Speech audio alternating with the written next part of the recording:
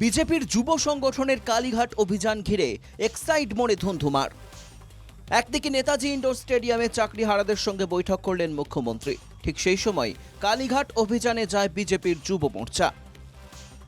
বিজেপির যুব মোর্চার মিছিলে যোগ দিয়েছিলেন লোকেট চট্টোপাধ্যায়, ইন্দ্রনীল খাঁ সহ বিজেপি নেতাকর্মীরা। এক্সাইড মোড়ে মিছিল আটকে দেয় পুলিশ, বেঁধে যায় ধুন্ধুমার।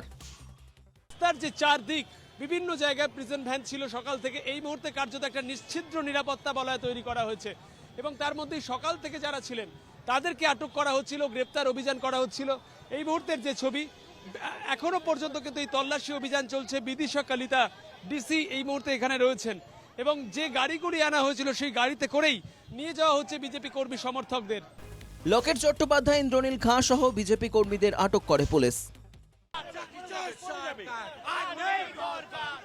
এই মুহূর্তে সেই ছবি, ইন্দ্রনীল খান তিনি পুলিশের বিরুদ্ধে যেমন ক্ষোভ বর্ষণ করলেন, তার পাশাপাশি যে ছবি শেষ পর্যায়ে বেশ কয়েকটি দফায় এখানে তল্লাশি অভিযান চলছিল, আমরা সেই ছবি দেখছিলাম যেখানে পুলিশের তরফ থেকে কার্যত চিরুনি তল্লাশি চলছে।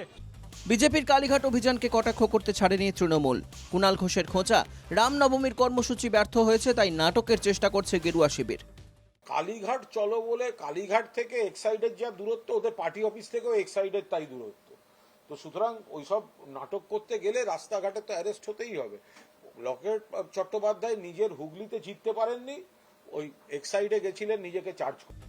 চাকরিহারাদের সঙ্গে সাক্ষাৎ করেন বিরোধী দলনেতা। পরে বিধানসভার সামনেও বিক্ষোভ দেখায় বিজেপি বিধায়করা। নবান্ন অভিযানের হুঁশিয়ারি দেন শুভেন্দু অধিকারী। পয়লা বৈশাখের মধ্যে যোগ্য অযোগ্য তালিকা না দিলে 7 দিন পর পতাকা ছাড়া নবান্ন অভিযান হবে, হুঁশিয়ারি বিরোধী দলনেতার।